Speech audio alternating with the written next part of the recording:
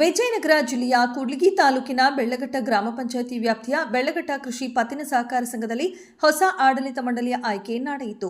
ಒಟ್ಟು 9 ಹಳ್ಳಿಗಳಿಂದ ಕೂಡಿರುವ ಈ ಸಹಕಾರ ಸಂಘದ ಅಧ್ಯಕ್ಷರಾಗಿ ಜಿ. ಸುರೇಶ್ ಅವರು ಆಯ್ಕೆಯಾಗಿದ್ದಾರೆ.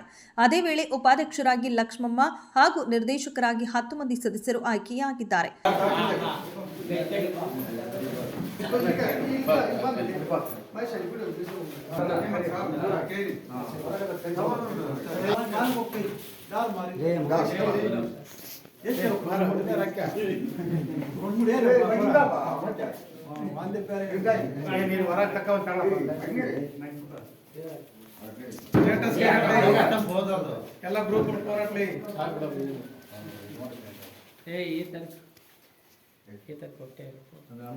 ಈ ಆಯ್ಕೆ ಪ್ರಕ್ರಿಯೆ ಕೂಡ್ಲಿಗಿ ವಿಧಾನಸಭಾ ಕ್ಷೇತ್ರದ ಜನಪ್ರಿಯ ಶಾಸಕರಾದ ಎನ್.ಟಿ. ಶ್ರೀನಿವಾಸ್ ಅವರ ಮಾರ್ಗದರ್ಶನ ಹಾಗೂ ಆದೇಶದ ಮೇರೆಗೆ ನರಸಿಂಹಗಿರಿ ಮಂಜಣ್ಣ ಪಿ ಅವರ ನೇತೃತ್ವದಲ್ಲಿ ನಡೆಯಿತು. ಕಾರ್ಯಕ್ರಮದಲ್ಲಿ ಬೆಳ್ಳಘಟ್ಟ ಗ್ರಾಮ ಪಂಚಾಯಿತಿ ಸದಸ್ಯರಾದ ಮಹೇಶ್ ಹುಳಿಕುಂಟೆ, ನಾಗರಾಜ್ ಹಾಗೂ ಗಂಡಬೊಮ್ಮನಹಳ್ಳಿ ಅಧ್ಯಕ್ಷರು ಸೇರಿದಂತೆ ಅನೇಕ ಗಣ್ಯರು ಉಪಸ್ಥಿತರಿದ್ದರು. ಕೃಷಿ ಪತ್ತಿನ ಸಹಕಾರ ಸಂಘದ ಕಾರ್ಯದರ್ಶಿ ಮತ್ತು ಸಿಬ್ಬಂದಿ ವರ್ಗದವರು ಈ ಸಂದರ್ಭದಲ್ಲಿ ಸಂಘಟನಾ ಚಟುವಟಿಕೆಯಲ್ಲಿ ಭಾಗವಹಿಸಿದರು. ಉಮೇದುವಾರರ ಹೆಸರು ಪ್ರಕಟಣೆ. ಅಧ್ಯಕ್ಷರ ಪದಕ್ಕೆ ಶ್ರೀ ಜಿ. ಸುರೇಶ್, ಉಪಾಧ್ಯಕ್ಷರ ಪದಕ್ಕೆ ಶ್ರೀಮತಿ ಲಕ್ಷ್ಮಮ್ಮ ಇವರು ಅರ್ಹ ಉಮೇದುವಾರರಿಂದ ಹೆಸರು ಪ್ರಕಟಿಸಲಾಯಿತು.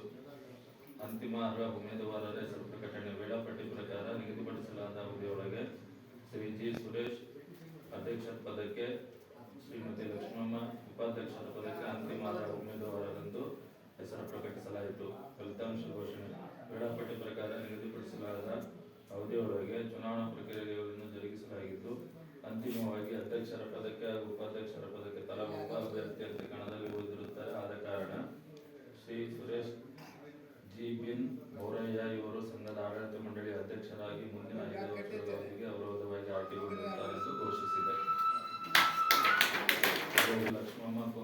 ಈ ಹೊಸ ಆಡಳಿತ ಮಂಡಳಿ ರೈತರ ಹಿತಾಸಕ್ತಿಯನ್ನು ಕಾಪಾಡುವ ಮತ್ತು ಸಹಕಾರ ಚಳವಳಿಯನ್ನು ಬಲಪಡಿಸುವ ಕಾರ್ಯಕ್ಕೆ ಬದ್ಧರಾಗಿರುವುದಾಗಿ ತಿಳಿಸಿದೆ. ಅಧ್ಯಕ್ಷರಿಗೂ ಉಪಾಧ್ಯಕ್ಷರಿಗೂ ಹಾಗೂ ಗ್ರಾಮದ ಎಲ್ಲ ಪ್ರಮುಖರಿಗೂ ಮತ್ತು ರೈತ ಮಿತ್ರರಿಗೂ ವೈಯಕ್ತಿಕವಾಗಿ ಹಾಗೂ ಇಲಾಖೆಯ ಪರವಾಗಿ ಅಭಿನಂದನೆಗಳನ್ನು ಸಲ್ಲಿಸ್ತಾ ಇದ್ದೀನಿ. ಶಾಂತಿಯುತವಾಗಿ ಮತ್ತು ಅರ್ಥಗರ್ಭಿತವಾಗಿ ಚುನಾವಣಾ ಪ್ರಕ್ರಿಯೆಯನ್ನು ಜರುಗಿಸಿರ್ತೀರಿ.